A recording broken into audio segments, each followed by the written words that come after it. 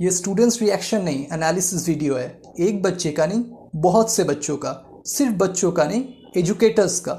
Educators से parents reaction तक, everything you will be seeing in this video. So go through the video.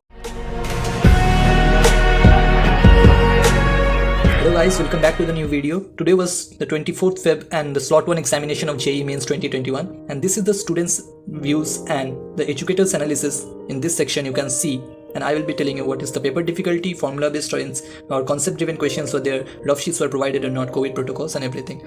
So let's start the video. तो overall देखा जाए तो paper difficulty level was easy to moderate.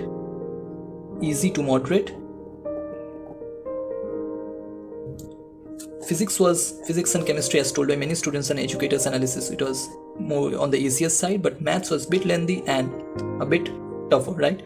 Formula based, अगर तुम लोगों को formula याद है तो you will be taking an edge. So कल जो एग्जाम देने वाले हैं या परसों जो एग्जाम देने वाले हैं नेक्स्ट 2 स्लॉट्स में, वो अच्छे से फार्मूलाज रिवाइज करके जाओ। फार्मूला बेस्ड क्वेश्चंस अब देयर, जो कंसेप्ट ड्रिवन है उसमें भी फार्मूलाज की बहुत ज़्यादा ज़रूरत पड़ रही है, ठीक है। और एनसीईआरटी बेस्ड, हर साल की तरह इस बार भी एनटीए ने एनसीईआरटी बेस्ड ही रखा है। एनसीईआरटी बेस्ड केम और फिजिक्स, स्पेशली मैथ्स के कुछ क्वेश्चंस आउट ऑफ एनसीईआरटी और कुछ हार्डर कॉन्सेप्ट्स पे थे, but definitely NCERT was majority of the question, at least 70 to 75% question of physics, chemistry and maths. Overall अगर हम लोग देखें तो 70 to 75% questions were from NCERT, right. और problems as such computer centres में कुछ हुआ नहीं, ठीक है। अब रफ शीट्स हर सेंटर में ये वेरी करता है, पर कुछ सेंटर्स में 3 to 4 रफ शीट्स दिया गया, और रफ शीट्स तुम लोग को बाहर से ले जाने की जरूरत है नहीं, और हर सेंटर में ये रफ शीट्स प्रोवाइड किए जाते हैं। कुछ सेंटर्स में 3 to 4, कहीं पे 5 to 6 रफ शीट्स भी दिए गए। एंड ऑप्शनल क्वेश्चंस अगर बोलेंगे, optional questions, now coming to the optional questions, जो 5 आउट ऑफ 10 थे उसमें से हम लोग को 5 करने थे। उसमें भी अगर हम लोग 5 की जगह हम लोग 6 नहीं कर सकते, क्योंकि प्रोग्राम ऐसे करके किया गया है कि वो लॉक हो जाएगा। तो अगर आप लोगों को 5 की जगह 6 करना होगा तो पहले किसी एक को अनमार्क करना होगा, फिर ही मतलब 5th से हम लोग दूसरा कर सकते हैं। So only 5 questions were allowed. COVID protocols as such बहुत हार्डकोर कुछ था नहीं, बस मास्क और सैनिटाइजर अगर एक छोटे से बॉटल में अगर हम लोग ले जा सकते हैं तो ले जाना। और प्रीवियस ईयर्स मेनली 2019 2018 के मिक्सचर थे। There were repetitions in the questions of physics and chemistry. Maths का as such concepts repeat थे, but as such questions 2018 या 2019 से repeat देखा नहीं गया, ठीक है। Now coming to the subject wise analysis of physics, chemistry and maths. Beginning with physics, level was easy to moderate, conceptual थे, formula driven थे, और एज सच बहुत ज़्यादा लेंदी पेपर था नहीं। फ्रिक्शन से 2 क्वेश्चंस थे, ग्रेविटेशन और थर्मो बहुत इजी आया। सो आप लोग भी एक्सपेक्ट कर सकते हैं कि ऐसा ही कुछ पैटर्न रहेगा।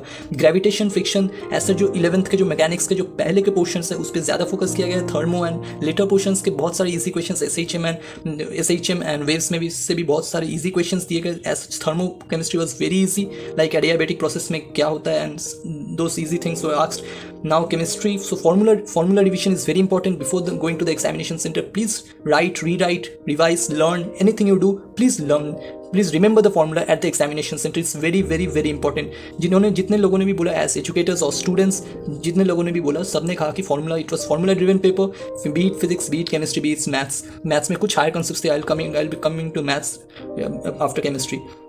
Now beginning with chemistry, level was easy. Most of the students and educators say that the level was easy. It was mostly concepts driven, but focus on the NCERT tables. Physical chemistry formulas, again it was conceptual paper, rectification didn't work much, but organic chemistry का majority था। organic chemistry ने major portion cover किया था, और उसमें environmental chemistry जो पहले ज़्यादा पूछा जाता नहीं था, but अभी NDA के बाद से हम लोग को देखा गया कि एक ट्रेंड बन गया environmental chemistry में।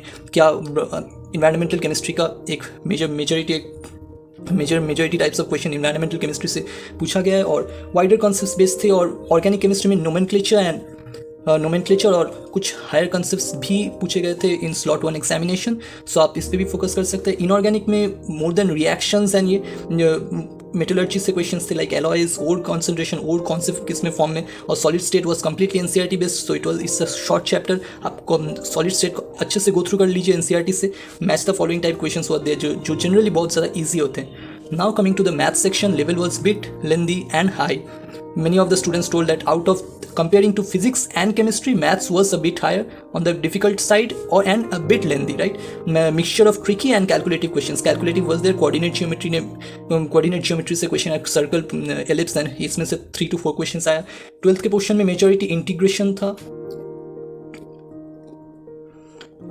integration was there and the 3D geometry as I've told you and these things. So overall अगर हम लोग पेपर को देखेंगे तो यही स्टूडेंट्स का रिएक्शन और एजुकेटर्स एनालिसिस सब मिला के यही है. And definitely paper was on the easier side but a bit higher in the maths, a bit difficult in the maths.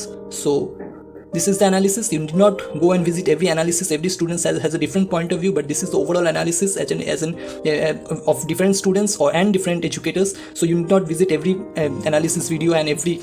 Yeah, this is the summary of the year. You can rely on this and subscribe for more future such contents. Thank you very much.